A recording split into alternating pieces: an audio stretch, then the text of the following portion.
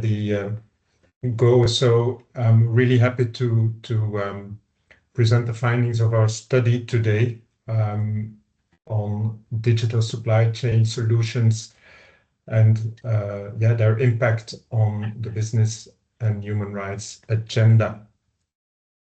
So today we will be taking around 30 minutes to launch the study to discuss the main findings, which will then be followed by a reaction by the International Trade Union Confederation. And we're very happy to have Zuzana Muscat-Gorska with us today to hear a reaction on the report from from ITUC.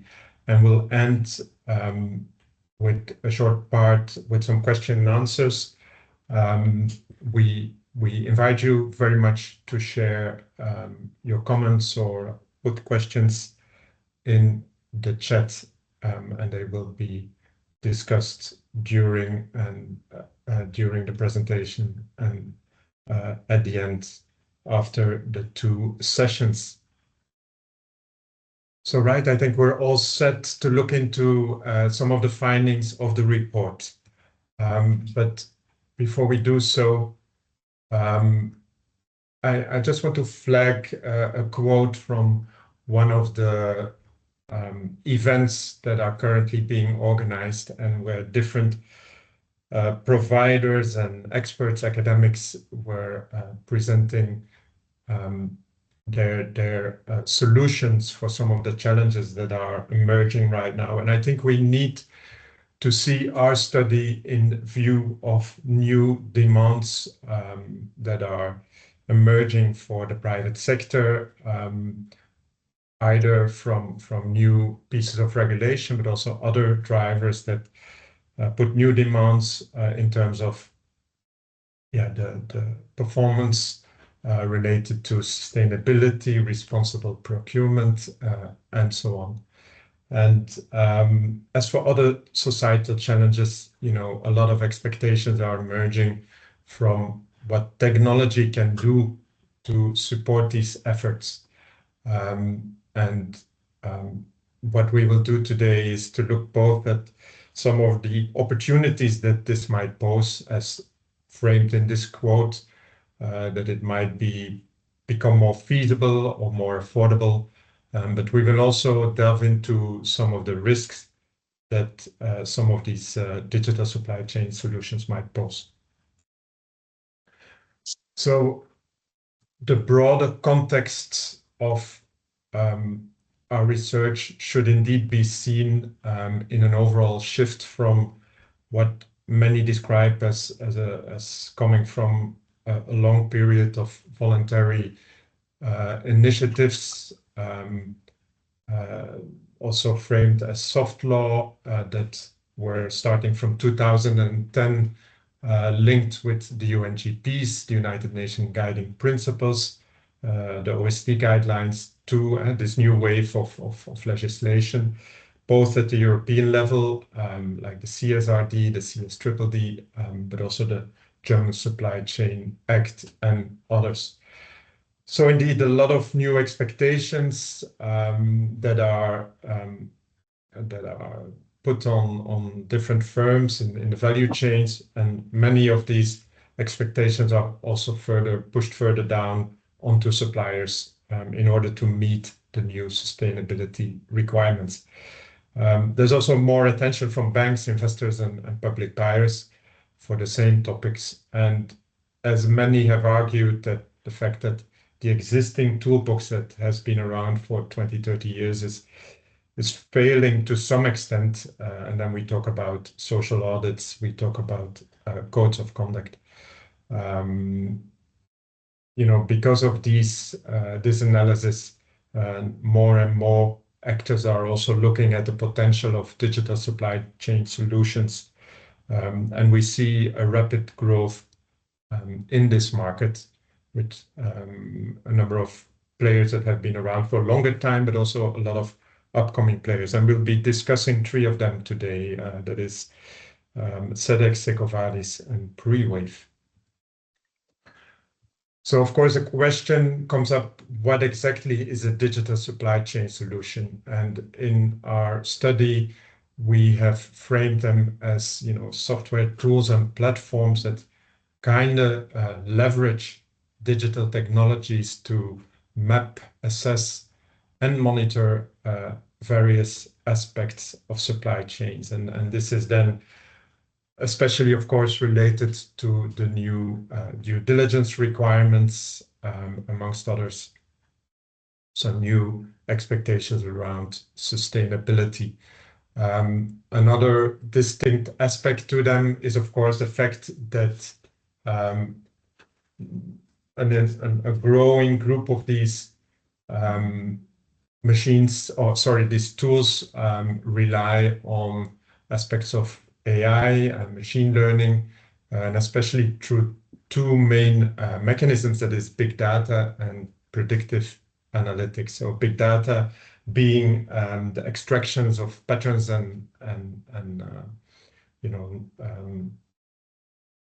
knowledge from large data sets on the one hand, and then predictive analytics is actually the building of models, or the strengthening of models that help to predict somehow future outcomes. In our study, we actually refer to different types of supply chain solutions, and we've built further on existing typologies to, make the distinction quite clear. And if the traditional approach, which can also be described as inside-out approach, actually really mainly used, internal data coming from companies, which could be self-assessment and reporting, in combination with other public information that was available from companies, and also, of course, auditing. We now see models emerging, on the one hand, fully AI-based models or approaches that are also described as outside-in, in the sense that they are often have a much larger or they dedicate a much larger attention to using outside information to actually assess the performance of companies, and that is public information and data sets, but can also be emerging from social media, from media outlets, and so on. And then there are tools that actually combine both, that have this AI dimension, but sometimes also out of fear or concerns that there is a lack of transparency in fully AI-driven models. They add this human element to it, with analysts assessing data emerging from AI applications. So we call them hybrid approaches. So the question, what do these tools promise? They promise the possibility of real-time supplier monitoring. They promise automatic data and risk screening. Some of them even promise predicting potential disruptions or unrest in the supply chain.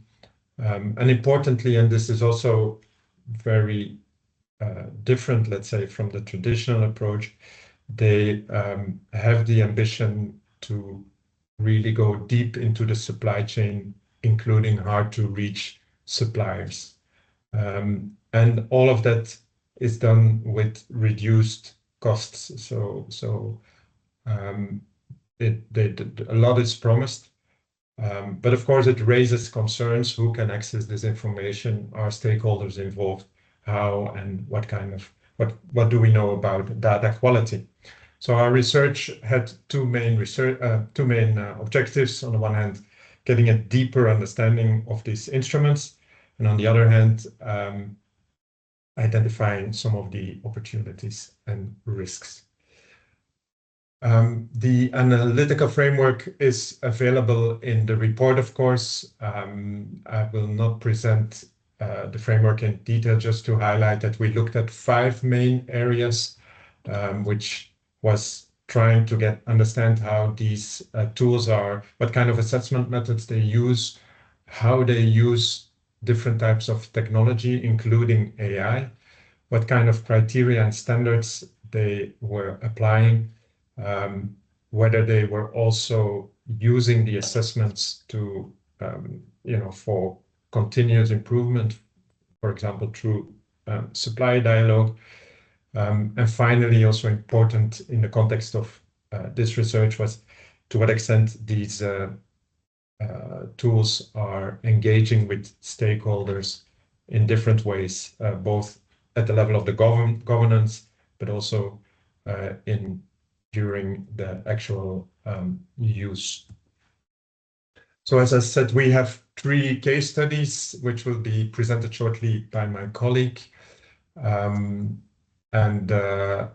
So they do represent, let's say, a different level of AI integration, with SEDEX, a very well-known company in the domain of social auditing and so on, especially through the SMETA tools. I think they should be seen as, transitioning from this more traditional approach to a form of more where technology starts playing a larger role, but it is definitely still a hybrid combination, and not as advanced as some of the others. We see EcoVadis as AI supported, also combining, human intervention with findings from different types of assessments, either through AI or other instruments.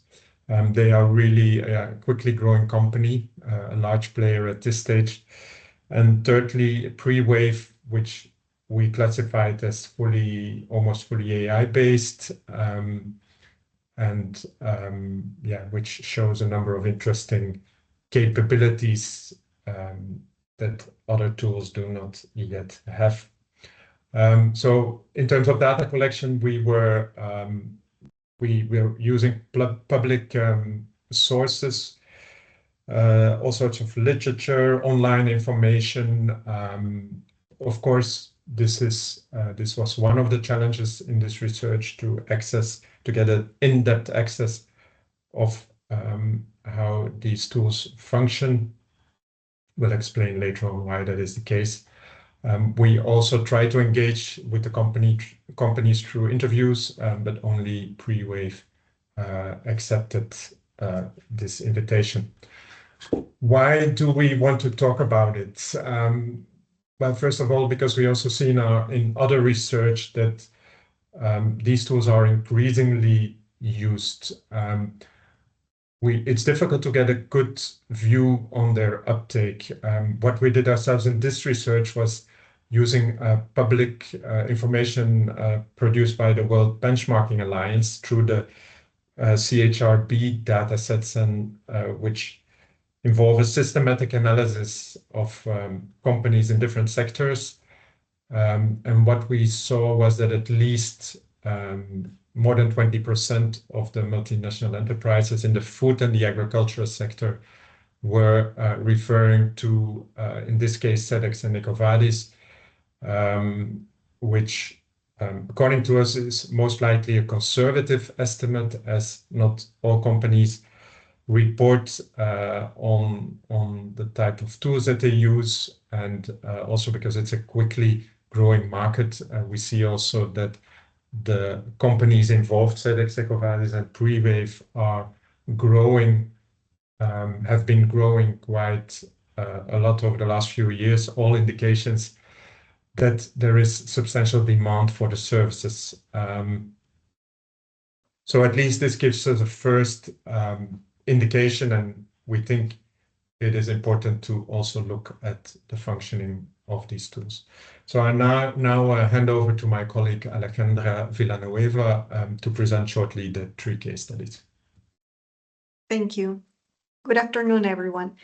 So the first case that we're looking at is SEDEX. As Hub was mentioning, this is a company transitioning from traditional assessment to automated analysis. It was founded in 2004 by a network of UK retailers with the intention to audit themselves and see how they were doing.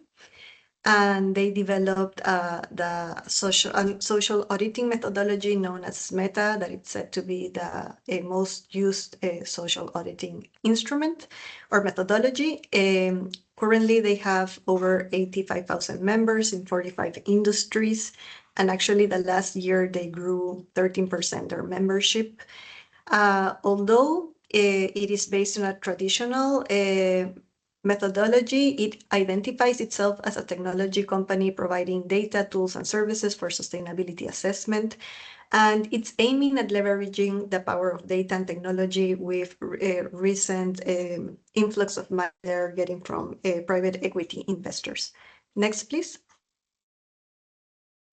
So as I said, one of the assessment tools they have the most used for them is this META. This META is based on the Ethical Trading Initiative Base Codes principles that are 9 principles, mainly focusing on labor rights.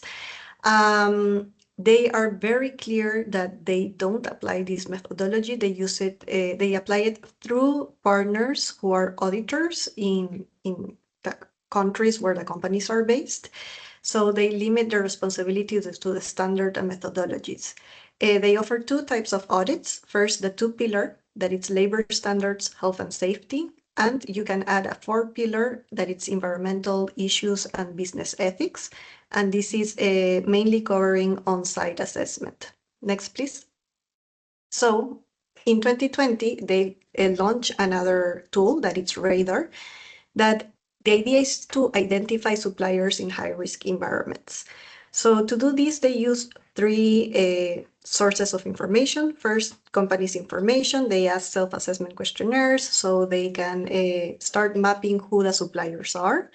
Also, they leverage on their own information, so they have years and years of meta findings. So they're trying to look at that data and see what do they say about companies and suppliers.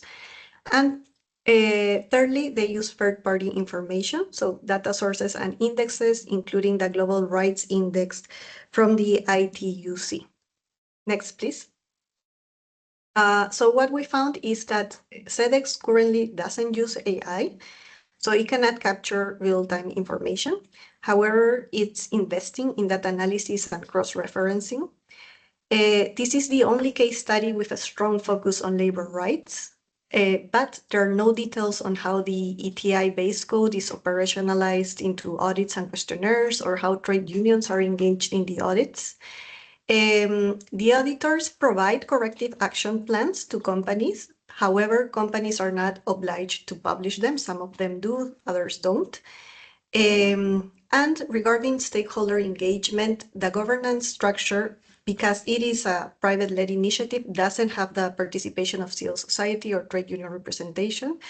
It mentions that they are part of consultation process to develop the products, but it's not transparent on how are they involved. And they have an indirect relationship with multi-stakeholder initiatives, including trade unions through the ETI. The second case studies it's EcoVadis. So as Hub was saying, this is AI supported. It's a French company founded in 2007, and initially it focused on human analysts looking at company data. They have screened over 2 million companies from 220 industries and caters to companies of all sizes, including small companies of less of 25 people. And they, now that they're introducing AI tools, they are offering smart compliance. Actually, it is a company valued in over $1 billion.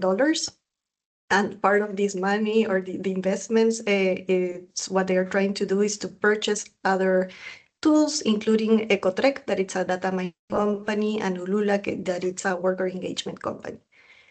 Next, please. They have a tool called IQ Plus that creates company sustainability profiles looking at the country, industry, and company-related risks. because risks may change from industry to industry. And they use 3 types of data. So companies' information, here they use a DocScan, that it's an AI tool to retrieve 27 relevant documents that companies usually publish, including codes of conduct. Vitals, that it's a free questionnaires for companies to share with suppliers. Then, as SEDEX, they are leveraging on their own information on previous assessments. And then it's public information. So they have something called sustainability data mining, that it's an AI-powered data mining tool that scans and collects the public footprint of a company, mainly online information and open data sets. And what they offer is fast and contact-free evidence of company suppliers, so you don't necessarily have to engage with suppliers to know their information. Next. With this information, they do sustainability ratings. These ratings are based on mainly on companies' the information they decide to provide. So they have to fill in questionnaires and send formal and recent documentation, but it's complemented with a 360 watch that scans public information from relevant stakeholders in the last 5 to 10 years, including governments, NGOs, press, trade unions. Companies can ask for an on-site audits, or EcoVadis could ask it, but it's not clear in which situations this happens. And all this information then it's looked through the lens of 21 sustainability criteria, and EcoVadis has made an effort to show this criteria and also the weighing system. However, it doesn't show the nitty and gritty of this. So the information that you are seeing on the screen, that's what it's publicly available. Next. So what we see is that EcoVadis is trying to balance human-centered assessment with AI futures. And actually, it's admitting that a rating system can only become reliable and robust if supported by technology. It provides a review of that criteria, but not necessarily how it's operationalized. Or there are no details on what is included per criteria. The scorecards come with corrective action plans, and also companies can have access to a support team depending on the subscription they have purchased. And these scorecards can be shared between companies in the system, but non-members of EcoVadis cannot see them. Regarding stakeholder engagement, they don't have participation of civil society in the governance structure, although there is a scientific advisory board that until recently Oxfam was also involved, but there are no indications of structural engagement with civil society stakeholders. Next, please. So the third case is Prewave, that this is mainly AI-based. This is an Austrian company founded in 2017, so the youngest of the 3 companies. It's a spin-off from the Vienna University of Technology, and they offer real-time reporting and risk prediction. Actually, they have a very publicized case that in 2017, Prewave was able to alert companies 14 days before port workers went on strike in Indonesia, by monitoring the information about the trade unions. Its focus is also in supply chain visibility and helping companies to find out which are the suppliers of their suppliers. They have done over 80,000 alerts last year, and they're experiencing a rapid growth of the company from 60 staff members to over 200. They have 3 tools right now: 360 supplier score, a risk matrix, and tier-end monitoring, that it's this exercise of mapping suppliers. Suppliers are invited to upload their own supplier list for free, but companies cannot oblige suppliers to do this. So if they share this information, it really depends on the relationship between companies and their suppliers and suppliers with their own suppliers. So these 3 methods use 3 sources of data: companies' information, as I said, questionnaires and suppliers lists, audits also if requested, private data providers, and public information. And here it sets aside from the other tools because it looks at social media, local blogs, networks, and traditional media as well in over 50 languages. Next, please. So we see that pre-wave uses machine learning and automated language processes. They have an early warning system for 4 types of issues: labor unrest, political unrest, financial and legal stress. And they complement their services with other digital solutions such as EcoBuddies. Because it's all based on information retrieved by AI, it is not clear how they verify this information or where and if human analysts are involved. They don't disclose their guiding standards, and there's no details on the risk categories and how they're weighted. They do provide risk reports to the companies and also feedback and complementary services through strategic partners such as Tutsud, Ulula, and other auditing companies. Their governance structure, again, doesn't have the participation of civil society or trade unions. However, they're testing ways of engagement. For instance, they're working with some NGOs, so these NGOs share the data they have on the ground in exchange of having access to scan plus 80 risk categories in pre-wave. And although they don't have a similar collaboration with trade unions, they're open right now to the idea of doing this. Thank you very much, Alejandra. Let me take you through some of the cross-cutting findings. We see at this point risks in 3 main areas. The first area is, of course, as emerged from the presentation, is an overall lack of transparency in the methods and the results. And that implies that's related to the sources, the assessment criteria, and the algorithms that are used for weighing. A second related area is the fact that increasingly, data on labor rights and human rights tend to be privatized, which poses questions on, of course, accessibility and use in other contexts, for example, by governments or civil society. Third area is the fact that the lack of transparency and accountability also makes it difficult to appraise the quality and the consistency of those assessments. Why factors that we think are explaining, the fact that there's a lack of transparency relate to different areas, possibly because of data privacy reasons in some cases. It, of course, also involves concerns around reputation management and possible liability and accountability concerns.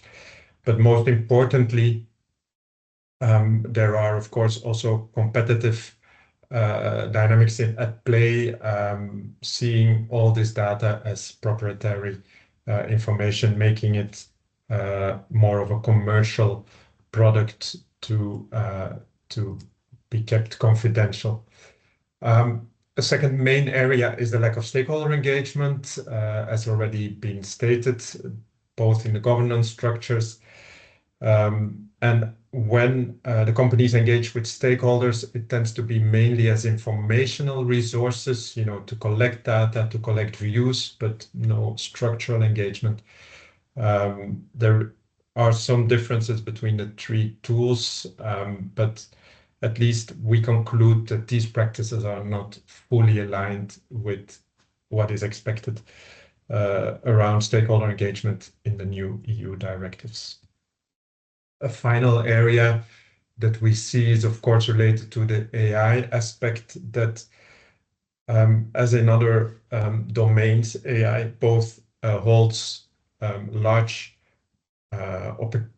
opportunities. It can really contribute to creating, in a way, transparent and more sustainable value chains. But on the other hand, we also see a number of threats, as, for example, in the example of pre-wave, the same type of information could also be used to suppress social action or to retaliate against workers and so on. So, and a final area is that, the prediction by itself can also create new risks dynamics that are difficult to indeed predict. So what are the implications? Just in 2 minutes, from a trade union perspective, we see 4 main actions to be taken. On the one hand, we think this topic really requires more attention from the labor movement, as these tools are gradually mainstreamed in the business sector, and I think there's a real need to document also the use and the opportunities, but also challenges with their use. There is also a need to enter into dialogue with the providers of digital solutions. Up to now, they have been largely insulated from interactions with civil society, but there is a need to start engaging much more widely. But at this point, there are no formal spaces really or processes where this can happen. The third area is, of course, the obvious link with human rights due diligence and the need to for different types of stakeholders to use these spaces to also look more closely at digital supply chain solutions and the risk they might pose in certain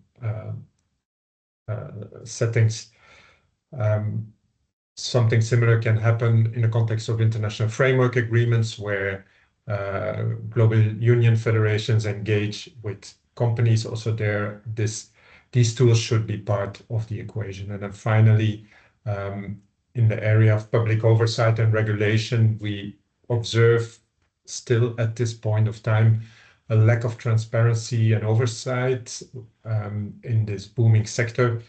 Although at the same time, some initiatives are being taken. For example, in February 24, at the European level, the ESG ratings regulation was a provisional agreement around this.